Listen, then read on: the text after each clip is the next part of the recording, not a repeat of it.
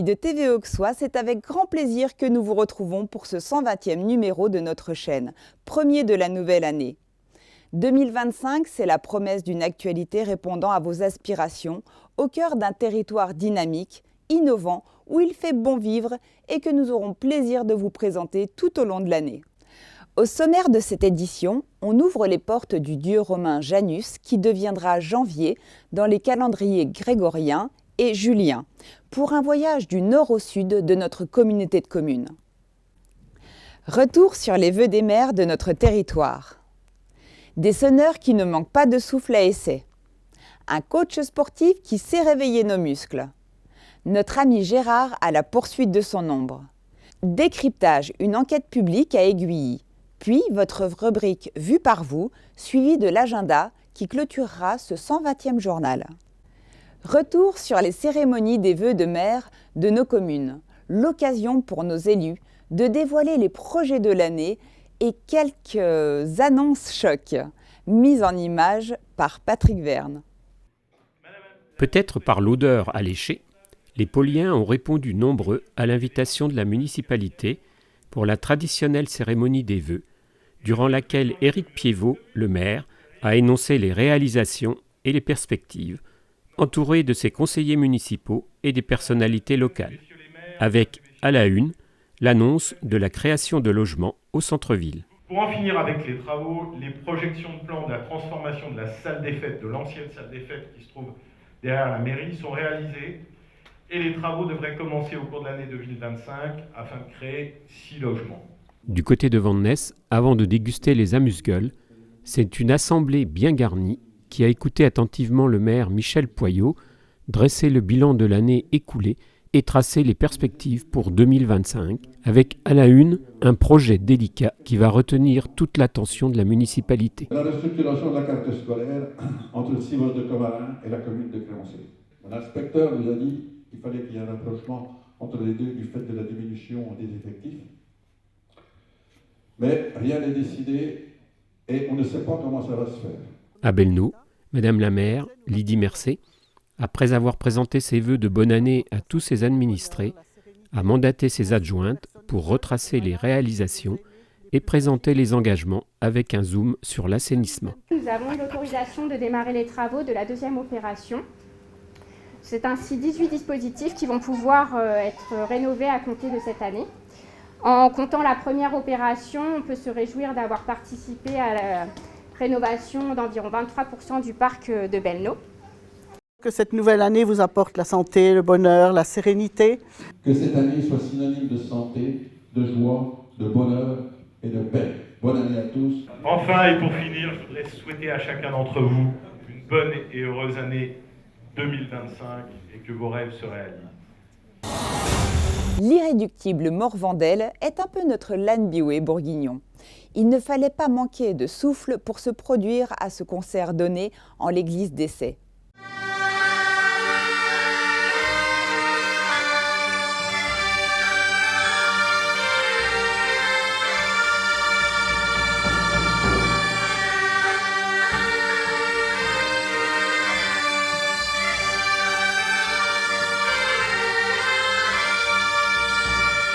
L'église d'Essay était comble ce dimanche 19 janvier pour accueillir un concert de cornemuse donné par les musiciens du groupe L'Irréductible Morvandel, membre de l'UGMM, Union des groupes et ménétriers du Morvan. L'UGMM, c'est donc l'association de musique traditionnelle du Morvan, mais en fait, son action dépasse largement les frontières du Morvan, puisqu'on organise tous les ans le printemps de l'Auxois à Vito et à Pouilly, depuis 25 ans maintenant.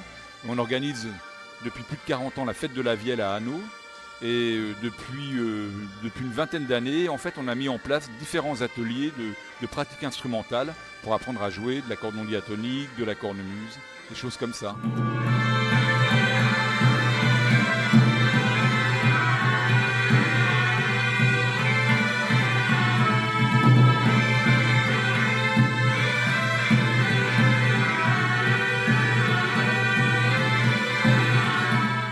Alors, Essai, c'est un peu particulier parce que souvent l'été, les répétitions se passent à Essai. On est une quinzaine de cornemuses à répéter, suivi d'un barbecue.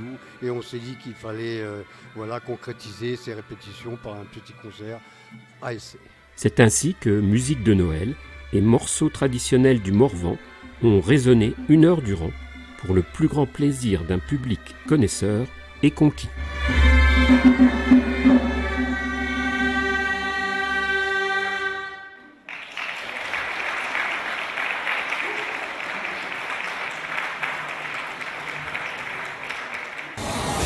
C'est l'année des Jeux Olympiques de Paris que Christopher Léger a décidé de plonger dans le grand bain du coach sportif entre Essai et Arconcé.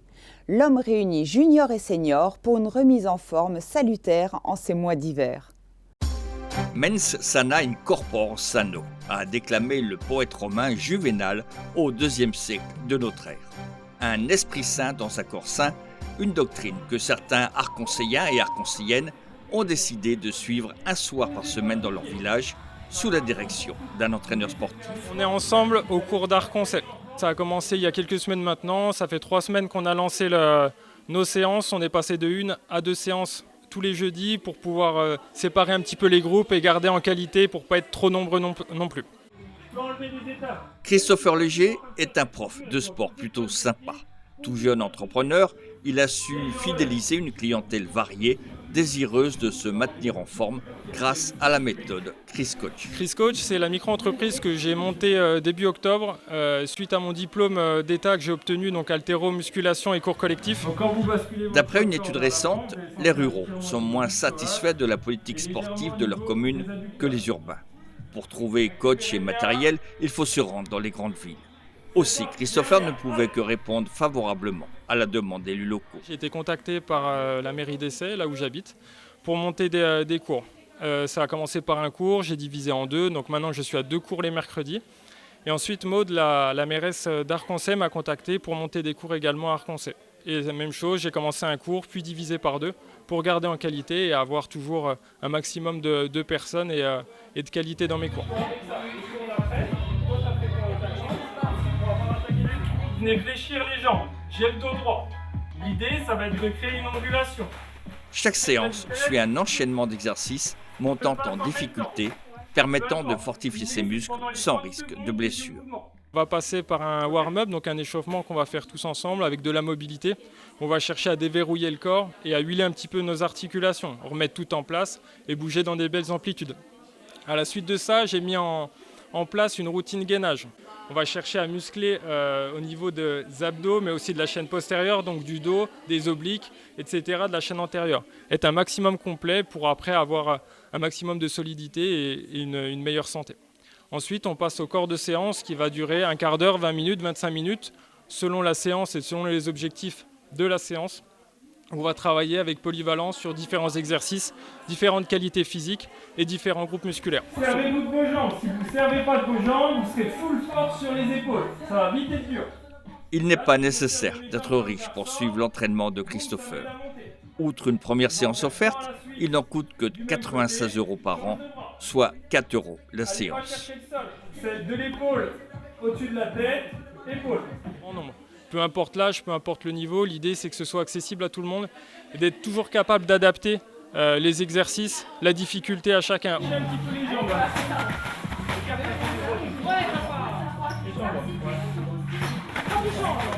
Le plus dur, ça va être de se jeter à l'eau et de commencer. Avoir confiance en soi et se rendre compte que finalement c'est adaptable à tous et qu'on peut tous le faire. Okay. Si c'est trop dur pour moi sur mon point de pied, je vais mettre le travail sur les genoux. Si sur les genoux c'est trop dur pour moi... Ce soir-là, la lumière va encore briller longtemps à la salle des fêtes ou des sports d'Arconcé. Toujours une option. On ne se laisse jamais abattre, on trouve des solutions. Et il y en a. Notre ami Gérard Delalot sait tenir le guidon pour nous emmener sur les chemins de notre belle région à la poursuite de son ombre.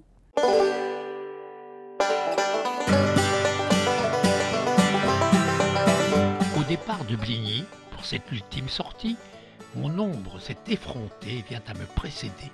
Caracolant en tête, elle n'a qu'une envie, arriver devant moi à la mare du Paquier.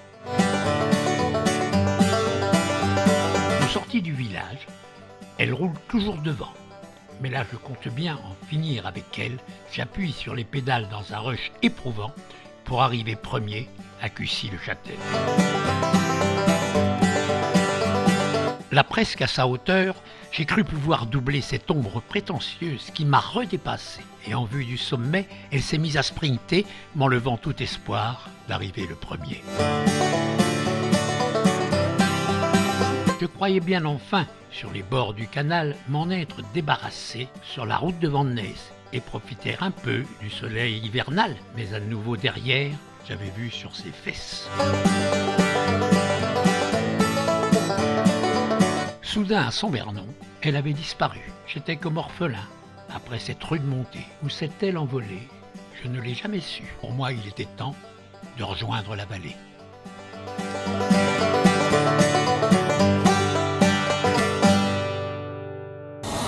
C'est un projet d'envergure qui devrait voir le jour sur la montagne d'Aiguilly. Une centrale photovoltaïque imaginée par une société montpelliéraine. Mais avant la pose de la première cellule, la concertation locale est de rigueur. Nos caméras ont rencontré la commissaire enquêtrice qui nous emmène à travers les arcanes d'une enquête publique. Ce plateau rocheux, situé sur la montagne d'Aiguilly, au lieu-dit sur le Fonderie, devrait accueillir à l'horizon 2026 un parc photovoltaïque composé de 616 structures pouvant produire près de 7000 MW par an. Par arrêté préfectoral, une enquête publique est organisée jusqu'au 25 février de cette année. Ainsi, le dossier comprenant notamment les pièces du permis de construire, dont l'étude d'impact environnemental, est consultable sur le site internet de la préfecture et en mairie. Une disposition qui permet au public de consigner ses observations, propositions et contre-propositions sur le registre d'enquête. Mais une enquête publique est-elle fiable? Quels sont ses atouts et ses points de blocage? Comment travaille le commissaire enquêteur? À la mairie d'Aiguilly, rencontre avec Annie Duroux, commissaire enquêtrice en charge de ce dossier. Je fais partie d'une liste d'aptitudes aux fonctions de commissaire enquêteur. J'ai été désignée par une commission qui était présidée par le président du tribunal administratif pour une durée de 4 ans. Je suis retraitée, la majorité de mes collègues commissaires enquêteurs sont des retraités qui exercent donc une mission. Nous ne sommes pas salariés, nous sommes uniquement des collaborateurs du service public. L'enquête publique est définie par le Code de l'environnement. Les enquêtes sont diverses et variées, si on peut dire. Celles que vous connaissez certainement le mieux, ce sont les enquêtes publiques sur les permis de construire pour les projets éoliens, qui amènent beaucoup de monde dans les mairies, en règle générale. Beaucoup plus que le photovoltaïque, à moins qu'il y a des problèmes, mais souvent ça passe beaucoup mieux. La décision finale dépendra de l'enquête publique? Non, pas forcément. Si tel était le cas, il n'y aurait pas d'éoliennes sur le territoire français, je pense. L'intérêt public, ça n'est pas forcément l'intérêt du public.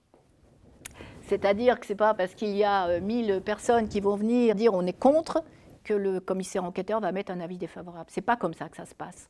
L'intérêt public est essentiel dans sa position. Les enquêtes un peu importantes durent 1 mois, celles qui sont définies par le Code de l'environnement. Il y a des insertions à faire dans la presse, insertion dans 2 journaux où il y a des annonces légales. Il y a un affichage sur le terrain qui permet au public de venir s'informer, de faire des observations. Et ça, c'est vraiment absolument obligatoire à un tel point que l'opérateur, là, pour ce projet-là, a dû faire un constat d'huissier pour dire, voilà, ça a bien été posé. Mais ça n'empêche qu'il y a un panneau qui disparaît régulièrement là, et qui est remis en place.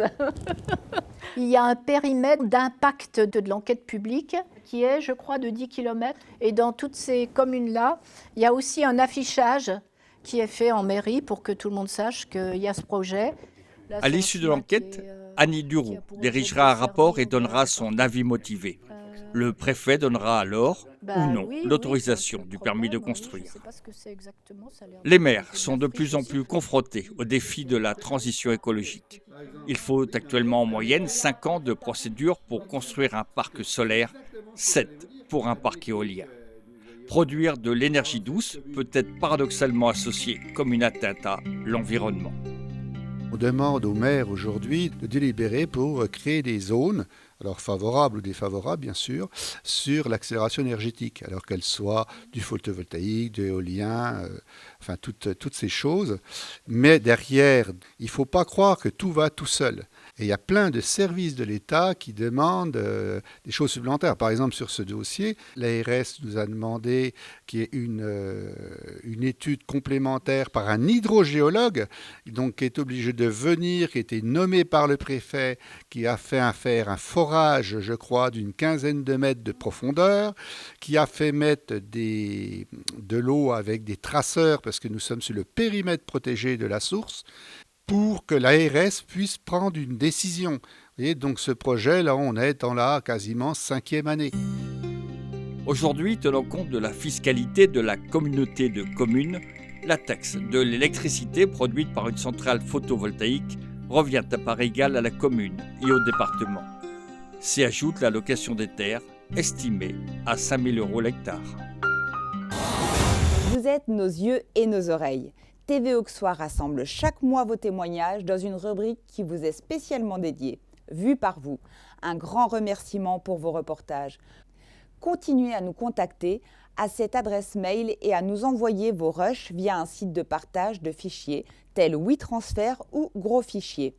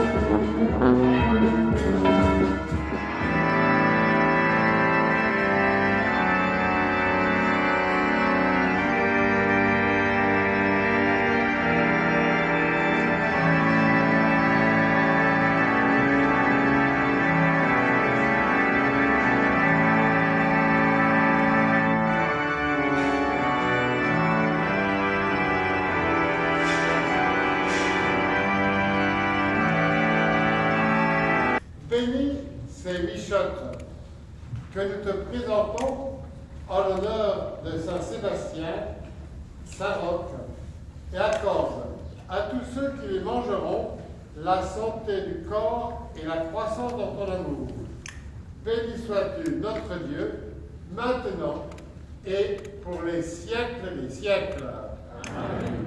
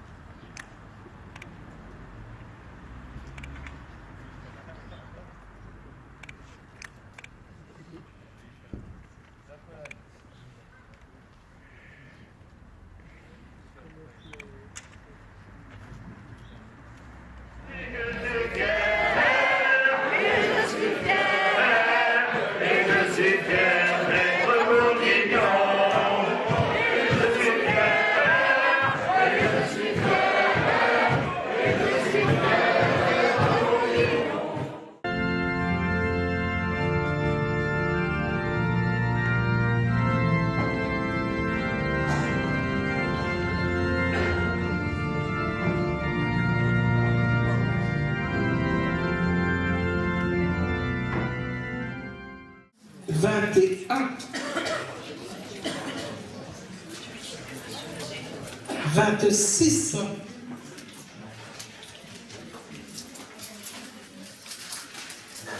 87. Et une dernière encore, on va contrôler. Et elle est toute seule. Hein?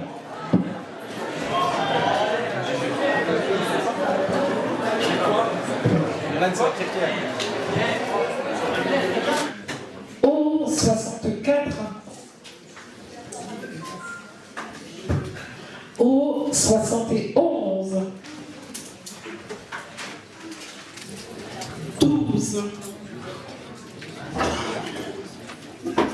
41. 74.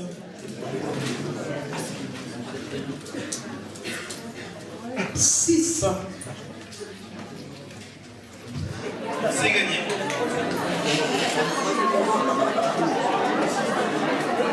Ah, c'est bon, tu peux partir. Ah, c'est bon. 78. 82. C'est gagné.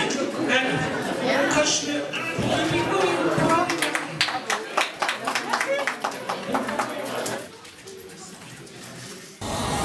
Troisième documentaire de notre rubrique Caméra d'ailleurs, consacré aux réalisations de nos collaborateurs. Bernard vous emmène grâce à son docu-fiction tourné en terre alsacienne à la découverte d'une bibliothèque unique au monde, celle de Célestat dédiée à l'humanisme. C'est à la poursuite d'un mystérieux manuscrit que je vous invite aujourd'hui.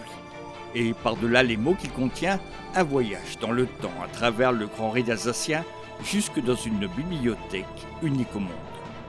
Elle abrite les ouvrages inestimables des humanistes qui bâtirent entre le Moyen-Âge et les temps modernes les bases d'un nouveau mouvement culturel, philosophique et artistique. Un docu-fiction que j'ai eu le plaisir de réaliser pour la télévision avec Jean-Luc Narbauer et Romain Ménessier, magnifié par la photographie de Xavier Munch. En attendant de vous retrouver, toute l'équipe de TV Auxois vous souhaite une très bonne continuation. Notre prochain journal sera alors le dernier de l'hiver. Vivez la montagne en toute sécurité. Sur les pistes, maîtrisez votre vitesse. Faites attention aux autres skieurs. À l'arrêt, placez-vous en bord de piste. Écoutez les conseils des professionnels. Et en cas d'urgence, sachez que le numéro des secouristes est inscrit sur le plan des pistes. Cet hiver, sur les pistes, adoptez les bons réflexes pour glisser en toute sécurité. Pour en savoir plus, rendez-vous sur le site sport.gouv.fr, rubrique Prévention hiver.